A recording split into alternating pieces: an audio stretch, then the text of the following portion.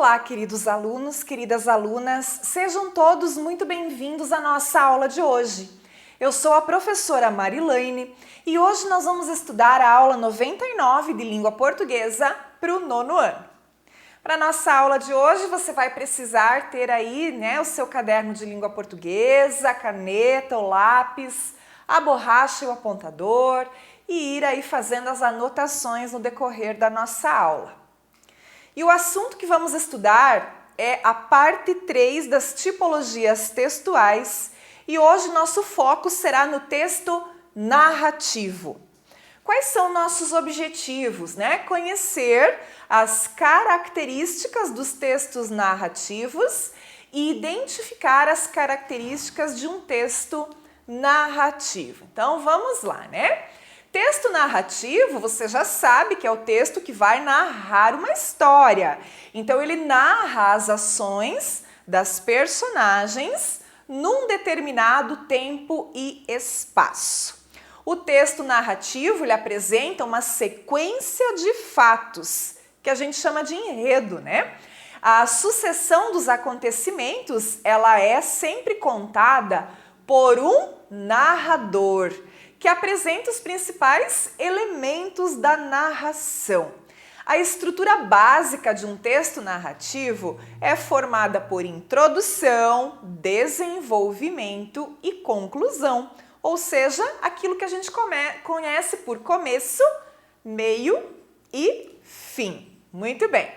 Ao longo, então, da estrutura narrativa, são apresentados os principais elementos da narração, que vocês já conhecem, vocês já estudaram isso em algum momento aí e de repente em algum outro gênero textual que a gente já trabalhou também, que os 5 elementos então são o espaço, o tempo, o personagem, enredo e o narrador. O texto narrativo geralmente ele vai ser escrito em prosa, ou seja, ele é organizado em parágrafos, E quais são os textos narrativos de maior destaque? Os romances, as novelas, os contos, as crônicas, as fábulas, Os principais elementos da narrativa, eles são fundamentais para desenvolver uma história que seja interessante e também coerente, Muito bem. E os 5 elementos da narrativa, então eu trago aqui para vocês novamente nessa lembrança do pente. Em algum momento, como eu falei para vocês, eu já apresentei os 5 elementos da narrativa e esses 5 elementos, então, fica bem fácil se a gente gravar a palavra pente. Por quê? Porque os 5 elementos da narrativa estão na palavra pente, ou seja, o P de personagem. Personagens são aqueles que praticam as ações dentro da história, Que dão vida para a história. O E de espaço, o lugar onde ocorrem as ações. O N de narrador, narrador é aquele que conta a história. O T de tempo, que trata-se da duração dessa história, A duração dessa narrativa. E o E de enredo. O enredo é composto pela sequência dos acontecimentos, Então, estes 5 elementos, eles são básicos e toda a história, todo o texto narrativo, ele possui estes 5 elementos básicos. Então, isso é uma característica dessa tipologia textual, Do texto narrativo. Muito bem. A estrutura básica de um texto narrativo, ela então é formada por aquilo que falamos ali inicialmente, a introdução, o desenvolvimento e a conclusão, ou seja, começo, meio e fim. A introdução, pessoal, a introdução também chamada de apresentação, Ou ainda situação inicial da história, é nessa parte do texto que se apresentam os fatos, as personagens, É aquela parte mais inicial. Nada é muito desenvolvido ainda na introdução, ou seja, na situação inicial, Nessa parte aí, apresenta-se o contexto, o espaço, o tempo, as personagens, um pouquinho do enredo, né? E o narrador também, porque a partir desse momento inicial, você já pode ter um conhecimento de que tipo de narrador que está contando essa história, né? Ele é um narrador que participa como personagem ou ele é um narrador apenas observador, né? Muito bem. Então, é a situação inicial. No desenvolvimento, ou seja, no meio da história, né? É onde vão surgir os conflitos. Os conflitos que tiram o equilíbrio que foi apresentado lá no começo, né? Lá na introdução. E esses conflitos, eles modificam a situação inicial. Na verdade, o conflito é a parte que vai movimentar a trama, né? É a parte aí da narração que revela para o leitor a problemática, a situação problema, né? O que e como se passa essa história. No desenvolvimento ocorre também um outro momento bem importante, né? E também bem revelador, que fará com que o leitor não pare de ler até que ele encontre um desfecho. O que é que vem depois do conflito na história? Vem o momento chamado de clímax da história, que é aquele ponto máximo, né, de maior suspense da história. Como está escrito aí, ó, é um momento marcante e revelador. E a partir dali, o leitor não vai parar de ler até que ele chegue no final, porque ele fica muito curioso. Ele quer saber o que é que vai acontecer, né?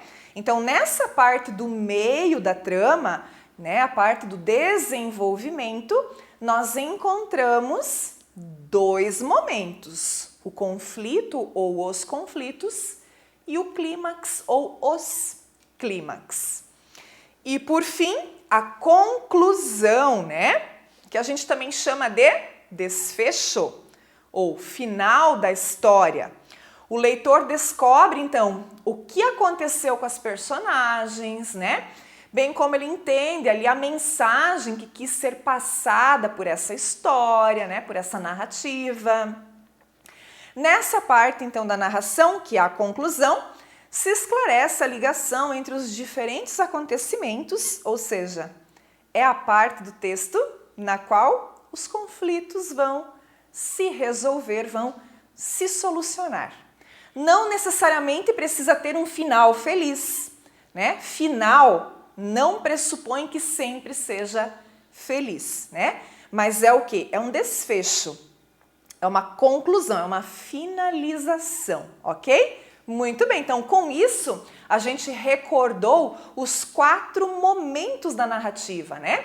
Situação inicial, conflito, clímax e desfecho, que é toda essa parte estrutural do enredo que movimenta a história.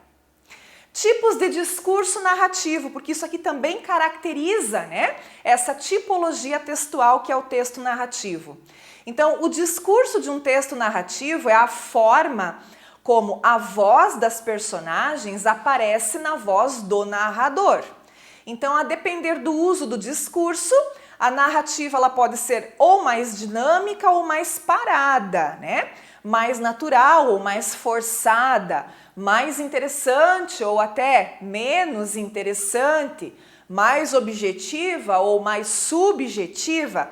Tudo vai depender do tipo de discurso que foi empregado. Então, vamos relembrar, né, os tipos de discurso, porque eles também são importantes aí na composição da estrutura dessa tipologia textual. Então, o texto narrativo ele possui 3 tipos de discurso, ele pode apresentar 3 tipos. Primeiro, o discurso direto, quando a fala das personagens elas são mencionadas de maneira exata e direta, né? Sem que haja a participação do narrador.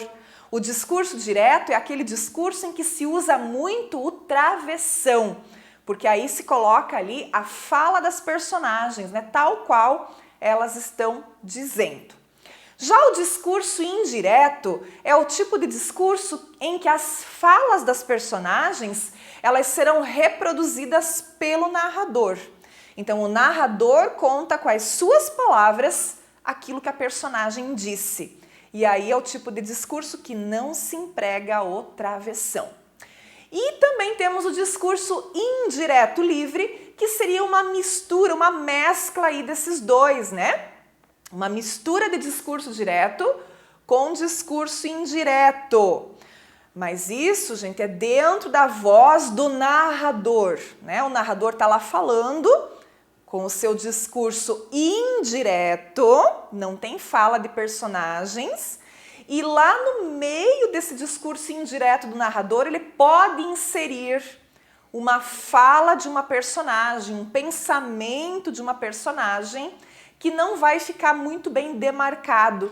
Às vezes a gente precisa reler para não confundir, porque no meio do discurso do narrador ele vai inserir essa fala, como se ele lembrasse de repente, né, do que a personagem falou e ele acaba colocando ali misturado a fala dele, ok? Então, esses três tipos de discurso aí caracterizam também a estrutura, né, do texto narrativo.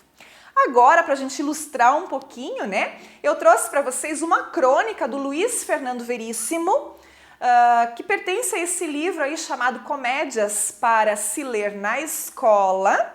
As bibliotecas escolares têm muitos livros do Luiz Fernando Veríssimo, né? Recomendo aí a leitura, né, deste autor, né, das suas crônicas. E nós vamos então, com a leitura, né, dessa crônica, exemplificar um texto narrativo que está construído em discurso direto. Vamos lá? Bom, essa crônica chama-se Sexa, do Luiz Fernando Veríssimo. Então vamos à leitura. Pai, como é o feminino de sexo? O quê? O feminino de sexo? Não tem. Sexo não tem feminino? Não. Só tem sexo masculino? Quer dizer, não. Existem dois sexos, masculino e feminino. E como é o feminino de sexo? Não tem feminino. Sexo é sempre masculino. Mas tu mesmo disse que tem sexo masculino e feminino. O sexo pode ser masculino ou feminino. A palavra sexo é masculina. O sexo masculino, o sexo feminino. Não devia ser assexa? Não. Por que não? Por que não? Desculpe, por que não? Sexo é sempre masculino. O sexo da mulher é masculino? Não, o sexo da mulher é feminino. E como é o feminino? Sexo mesmo? Igual ao do homem? O sexo da mulher é igual ao do homem? Quer dizer, olha aqui, tem o sexo masculino e o sexo feminino, certo? Certo? São duas coisas diferentes. Então, como é o feminino de sexo? É igual ao masculino. Mas não são diferentes? Não. Ou são. Mas a palavra é a mesma. Muda o sexo, mas não muda a palavra. Mas então não muda o sexo, é sempre masculino. A palavra é masculina. Não, a palavra é feminino. Se fosse masculina, seria o Chega, vai brincar, vai. O garoto sai e a mãe entra. O pai comenta: temos que ficar de olho nesse guri. Por quê? Ele só pensa em gramática. Muito bem, né? Então, para a gente descontrair um pouquinho aí com esta crônica do Luiz Fernando Veríssimo, que apresenta para vocês um discurso narrativo, né? É um texto narrativo, conta uma história em que estão envolvidos aí o pai, a mãe, o filho, né? Num curto espaço de tempo, é o tempo ali de uma conversa, não é mesmo? Tudo indica que estão na casa deles, né? Esse texto todo ele foi construído em discurso direto, então o próprio uso do travessão, né? Vocês podem observar, está ali servindo para representar, né, a fala aí de cada uma dessas personagens que chega até nós de forma direta, né? Por isso que o discurso ele é direto. Muito bem, pessoal. Ficamos por aqui então com essa tipologia textual, né, do texto narrativo. Vai lá para os exercícios agora, vai ter mais um texto lá para você fazer a leitura e identificar as partes principais, ou seja, os elementos que estruturam esse texto narrativo, né? Não pule a parte dos exercícios, pois ela é muito importante para você poder fixar o conteúdo. Obrigada pela sua atenção e a gente se vê nas próximas aulas. Até mais!